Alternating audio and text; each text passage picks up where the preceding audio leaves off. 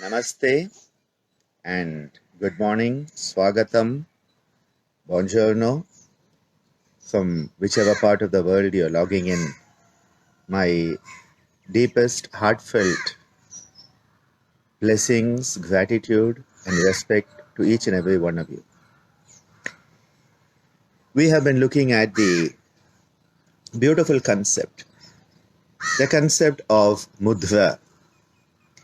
It is said that mudra is that which gives mudita. Mudra is that which gives mudita. Mudita is cheerfulness. Because what is happening is through the mudra, we are creating a beautiful channel of communication. Who are we communicating with through mudra? Well, as I have been saying, 3 levels of communication. 1, intrapersonally, we are communicating with our own self. Now, how many people talk to themselves? Not too many, okay? And most of the time, if people see you talking to yourself, you know where you'll end up. I do it a lot. Because as someone so beautifully said, please talk to yourself, because who can better understand you than your own self? So have those self-communications. So that is one level of mudra, where you are communicating with your own self. That is the intrapersonal communication. The second level of communication is interpersonal. We are always focused on communicating with somebody else, either in person or virtually, like I'm doing with all of you lovely people out there. We are always communicating with somebody else. But please understand, when you communicate with yourself, there can be no dichotomy, because you know yourself. So when you say, I'm a good person, the inner voice says, well, that's a bit of delusional psychosis, which is a very common issue in all of us featherless bipeds, as the Greek philosophers said. So when we communicate with others, it is the interpersonal. So intrapersonal with yourself, you communicating with yourself. Interpersonal when you communicate with others. And transpersonal when you communicate with the universe itself. The drop is communicating with the ocean. You as a jiva are communicating with the Parama. The Jivatma and the Paramatma are communicating. Intrapersonal, interpersonal, and transpersonal communications. And all 3 are brought in when we use the mudras. So a mudra is a gesture that is sealing the energy. You know, if you want to have a good communication channel, you want to make sure there are no leaks. WikiLeaks and other type of leaks are there. You don't want leaks from your channel. If you have ever done plumbing, you want to make sure there's no leak. Otherwise, you lose a lot. So what is the mudra doing? It is sealing so that the communication channel is as wholesome and complete as it can be, given all our other factors that come in. Otherwise, what is happening? In our communication channels, there are a lot of leaks, there are a lot of breaks, there are a lot of miscommunications happening. And that is why the mudra is a seal for energy, not just any energy, but the energy of communication. In yoga, it is said that we have 12 major energy flows. Dwa, Dasha, Prana. Dwa, 2, Dasha, 10. 10 plus 2, 12. Dwa, Dasha, Prana. Energy flows. Of these, 5 major energy flows run all our systems. Circulation and all of that. Elimination, digestion. Another 5 are protective reflexes. And then there are 2, the Chitra and Akasha Pranavayu. They are the Para Pranavayu, only found in Swamiji's teachings in the Gitananda tradition. The Para Pranavayus are the ones that enable the nerve energy, which is physical, to step up. There's a step up transformer, and that which was physical becomes a mental process, a thought. So a neurological reaction becoming a thought. That is the step up. It is called the Chitra Pranavayu. It is like you're making a painting.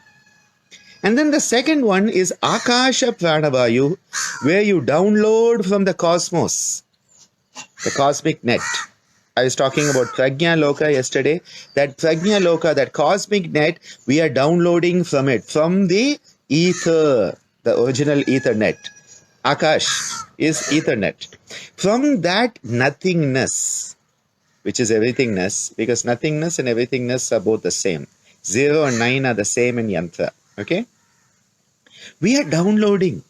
So one is you upload a physical experience and it becomes a mental experience. Second is you pluck a thought out of thin air. What is thin air? Space, ether, Akash. Now all of this energy that is there, one of the energies is very important, and it is the energy in the throat region associated with the Vishuddha, or some traditions call it Vishuddhi chakra.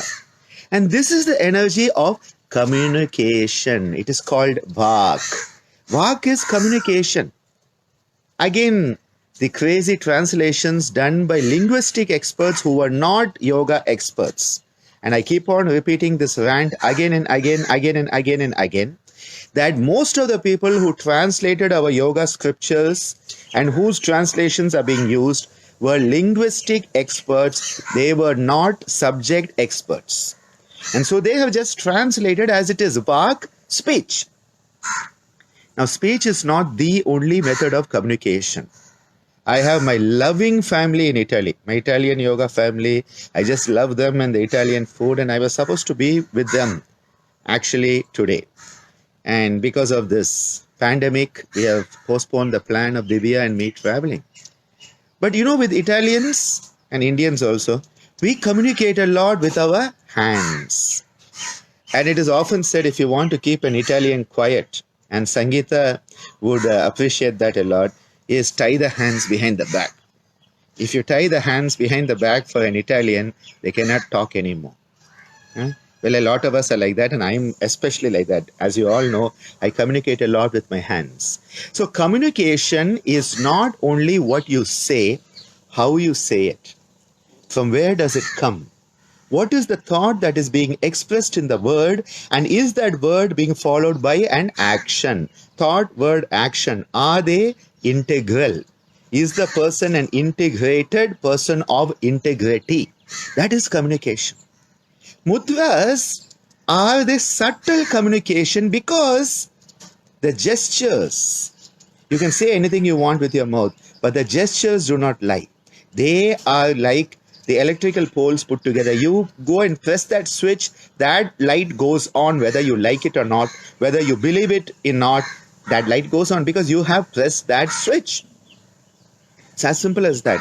So mudras are so specific, they communicate internally, intrapersonal. So yesterday and day before we have seen, when you do the chin mudra, the gesture of consciousness, what you are doing is you are telling your own nervous system, I want to breathe primarily into the lower part of the lungs. Adhama pranayama, chin mudra. When you do the chin maya mudra, what you have done is you have bound the fingers in. Chin maya. Maya is to bind into consciousness. Now what you are doing is you are sending a signal to yourself, and that signal to yourself is saying, I want to breathe primarily into the middle part of my lungs. Madhyam pranayama. And today we are going to look at Aadhi Mudra, which is sending a signal to yourself saying, I want to breathe primarily into the upper part of my lungs, which is called Adhyam pranayama. So when we perform the Vibhaga pranayama, which is the sectional and subsectional breathing of the Gita-nanda tradition, or we do the Pranava pranayama, which is the prana-based practice of the Pranava, the A-U-Um, we are using chin mudra for the lower part, Adhama, chin maya for the Madhyama, the middle, and Adi mudra for the Adhyama or the upper parts. So this is what we have said. Now what are we saying with the third mudra? We have seen chin mudra, we have seen chin maya. Today let us look at Adi mudra. Some of you saw Anand yesterday doing all his taekwondo demonstration. And that guy is really good at it. And I know because I get beaten up all the time. I never know when his legs going to hit my head or my back or my shoulder. His legs are constantly going every place because in taekwondo, your legs become as effective as basically your hands. They're amazing skill they develop. But he was doing all this, and someone asked the question, a very beautiful question, from my dear yoga friend of mine who's in the Middle East. And she said, should the thumb be inside or outside? Very specific question. And she asked it because she's been practicing the mudra, so she knows there's a big difference. Most people think there's no difference. There is a great difference. Okay? Now, what is this Aadhi Mudra? This is the pataka, or this is the flag. This is your hand, the palm. Okay? It is also, when you place it facing up, it is called Shunya Mudra, which means nil, vacuum. Na shunyam, na shunyacha, as Adi Shankara talks in the Dasa Sloki. Shunya is vacuum. Shunya is a very common term in Buddhism also. When it takes the negation aspect, Shunya is used. So, this is the Shunya Mudra. Now you remember this thumb, you remember what it denoted? It is the highest self, Parama Atma. It is the Lord, it is the Ishvara, it is the Purusha. It is the big boss or the big brother, whoever it is. Yeah. Now, that big it, he, she, it, whatever God is, he, she, it. What you are doing, you have the vacuum. In the vacuum, you are placing the universe in your fist. And you close all the fingers around it. And what have you done now?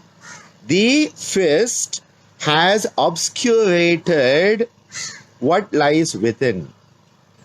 When we talk about Lord Nataraja, it is said he does 5 things. That is why Nataraja, the Nama Shivaya, Panchakshara Japa is there. Nama Shivaya, it is said, he does 5 things. He creates, he destroys, in between he does other things. One of them is he obscurates. The principle of the universe is obscuration. That is, it is hidden. All things that are valuable are well hidden. If anything is not well hidden, you start to doubt it. And that is why you should be very careful with people like me, because we keep on saying so many things. Nothing is hidden. But that's because my heart is pure and I want to share with you. So, see, I talked about Nataraja, and Girish Natarajan came online. So I have Natarajan there, and my dear Kaustubh also. Wonderful chanting by Kaustubh yesterday. The protective chant that is linked to Lord Rama. Such a beautiful experience I had. Thank you, Kaustubh, for that. It was beautiful. Coming back now. Big boss, hidden. The hidden big boss. Mudra is Aadhi Mudra. I sound a bit sacrilegious there, but it's okay, no issue. What does it mean? The universal reality, the highest self, the Paramatma, the Ishvara, is well hidden. So what does it mean? You have to go beyond the screen that is there. That is why Patanjali tells us through pranayama, tatakshiyate prakasha avaranam. The covering, people translate it as a veil. I say it's not a veil, it's a shroud, a dark shroud. It's such a big dark blanket we have put over the light that we will never know there's a light also, let alone anything else. This is what it is doing, you know. The shroud is hiding that innate divinity, the innate universality. And so we think, because of avidya, we think that we are the big boss. We are not the big boss, we are the small drop. We are not the ocean. But we are potentially the ocean. And that is the awakening that Aadhi Mudra does. Aadhi is the highest. The concept of the Aadhi, and that is why in yoga we say, for realizing the highest, we have to become an Adhikarin. Someone who is capable of the highest. You become worthy of it. You don't say, I am me, so give it to me. Which is the modern, materialistic, consumeristic tendency. The moment our students become consumers, we are gone. It is like, getting caught by the senses. It is called Indriya Jala. You get caught in the snare, the web of the senses. You have to go beyond the senses, and that is where the Ajna, you start to have what is called Indriya Jaya. You become a master of the senses, not a slave to the senses. But what is happening is that this is hidden. That is why, in order to uplift ourselves, create a sense of upliftment. One is you breathe into the upper part of the lungs, automatically it lifts you up a bit. Nothing wrong in it. When you breathe into this, it starts to clear the cobwebs in your thinking. Your whole thinking process becomes much more clear. That is a wonderful experience, no doubt. But more important than that, you are sending out a message to the highest universe that yes, I am aware that you exist, even if it is behind all of this Maya, this Avaranam that is covering it.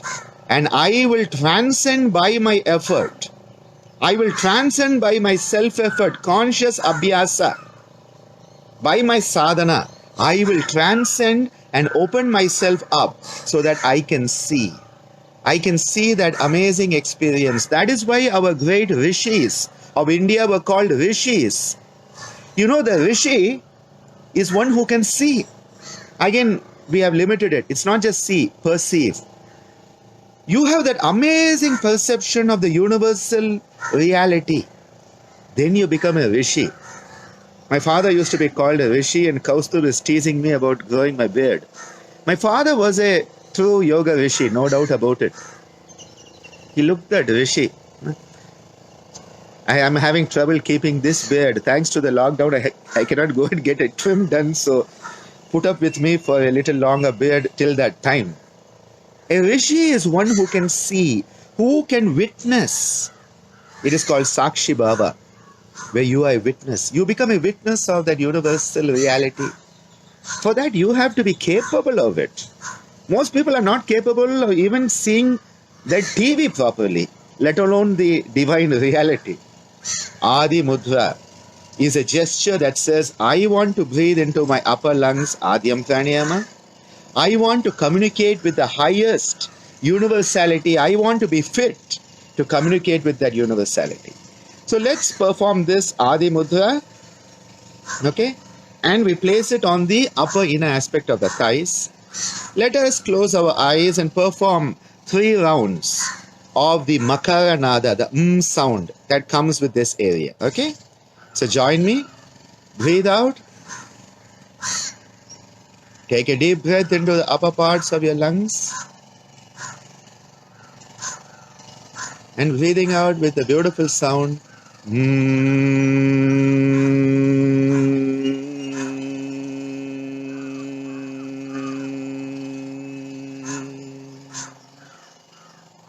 Again, breathing in.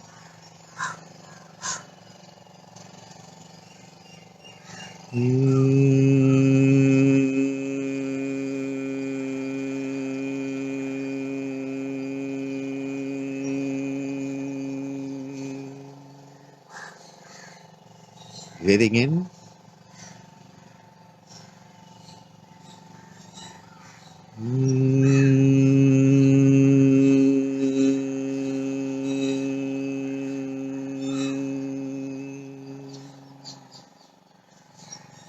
Enjoy the beautiful vibrations set up in the upper part of your lungs when you perform the Adhyam Pranayama with the Makara Nada.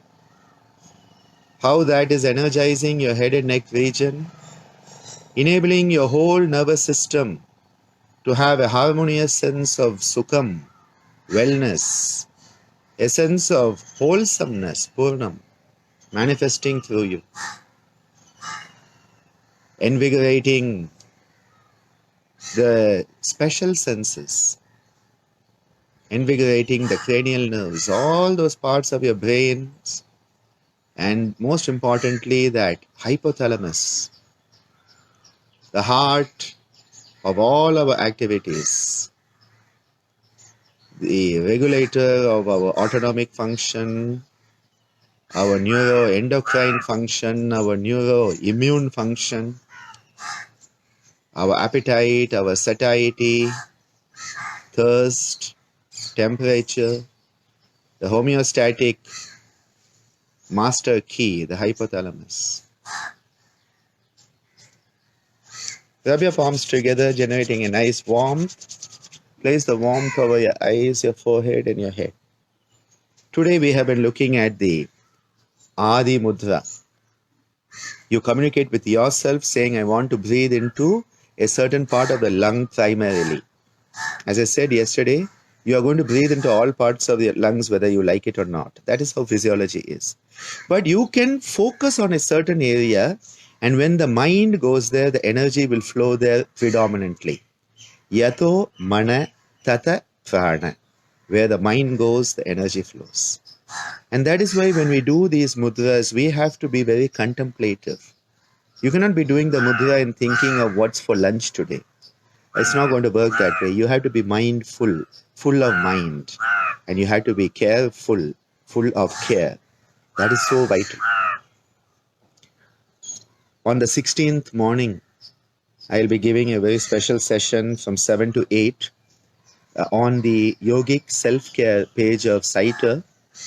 And the reason I'm giving it is my 48th birthday. And I thought that in that birthday, I will bring all of these teachings together. We'll bring all these mudras together in the pranava. We will do the Brahma Mudra and so many other practices as my offering of a birthday gift to each and every one of you, because each and every one of you is a great gift in my life. Thank you for being with me. We'll be back in a few moments for the synchronized global prayer. Come back after the short break, non-commercial short break.